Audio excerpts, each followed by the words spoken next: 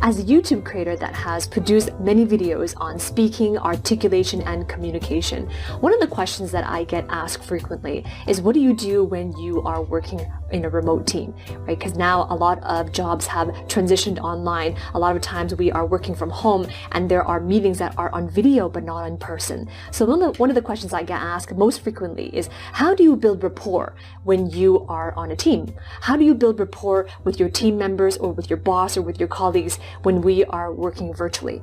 So that's what I want to share with you in this video. I want to give you 3 very powerful tips on how you can still build rapport on video when you are working remotely, even if you are not there in person.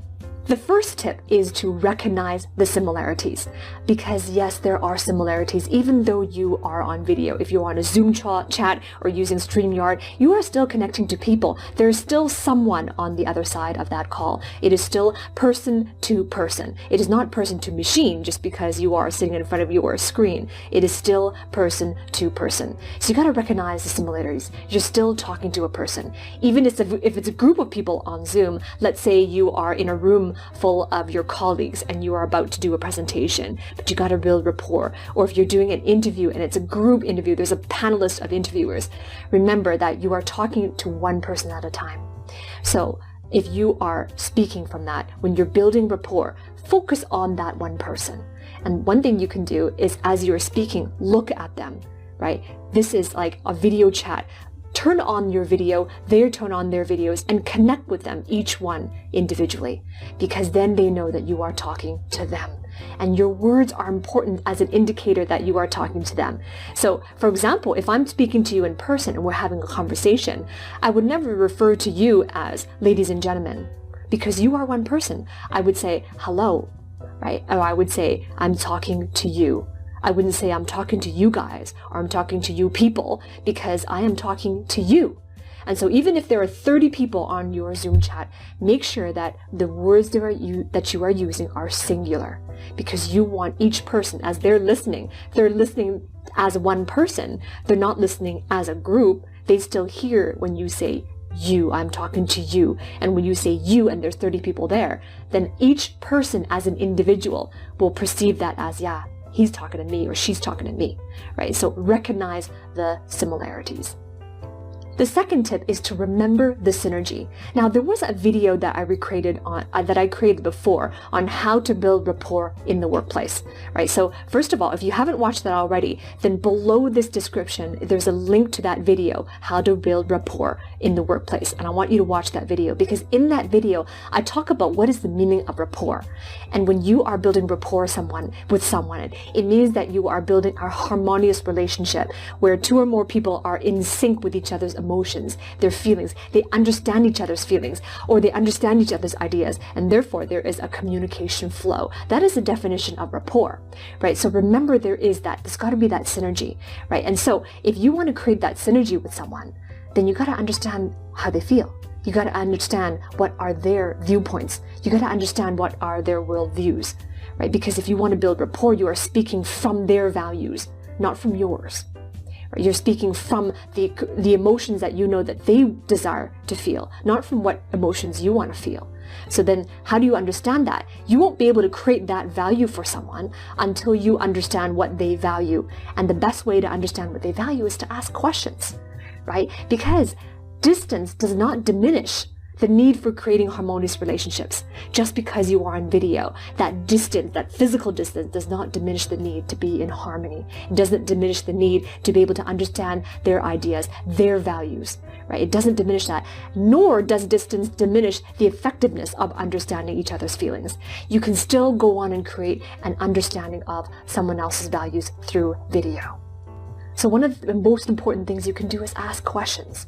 Take the time to ask questions, and when you ask questions, to understand what they're looking for, to understand what the results they want to create, to understand what are their challenges, what do they perceive as their roadblocks, what have they been trying, what are the various things that they've been trying. And when you ask these questions, wait for an answer. Wait for an answer. Right, by the way, if what I'm saying is resonating with you, right, remember to subscribe to my channel, ring that bell below so you can be notified every time I release a new video. The third tip is to reciprocate with safety, right? There is something called the law of reciprocity, and it goes like this. If I do something for you, then you will feel indebted, and therefore you would want to do something for me. The same thing, if you do something for me, I will also feel indebted, and I will look for ways, and if there was a way in the near future for me to reciprocate, then I will. That is the law of reciprocity. So what you want to do is to reciprocate by safety. And here's what that means. Reciprocating by safety is letting them know by your words, by your actions, your demeanor, by your reactions, that what they say to you on the speaking, on the video, or on the remote platform, what they say, what they share is safe with you. Right? It's like you got to tell them, you got to show them by your reactions, show them by your body language that whatever they share is safe with you. Right? Tell them that it's okay to be wrong, or quote unquote wrong here in this room. It's not about being right. There's no such a thing as right or wrong here. Your ideas are neither right nor wrong. Your emotions are neither right nor wrong. And that creates a feeling of safety. It creates that trust. When they feel safe with you, immediately they will be able to open up with you, and that builds rapport. Safety is the boundary that creates rapport, right? Desire their participation. When they feel safe with you, they will be more likely to participate. They will be more likely to share with you from the depths of what's important to them. They'll be more likely to respond to your questions. They'll be more likely to add their value, and therefore to give you the content on their thoughts that they're thinking. And you won't need to work so hard to draw it out of them when they feel safe. So reciprocate with safety. Reciprocate with safety. Desire their participation more than you desire perfection. Right? Because this is not about how do I say things perfectly? How do I make sure I frame this perfectly? How do I make sure I choose the perfect word? Don't desire perfection. Desire their participation. And the best way to do that is to make them feel safe. Make them feel safe that what they can say, whatever they share, is safe with you. There's no judgment. Right? Don't embarrass anyone who's going to give you an answer. Make sure that there is no judgment. Tell them that there's no judgment. Show them that there's no judgment. And the best way to show them that there's no judgment is by your reactions.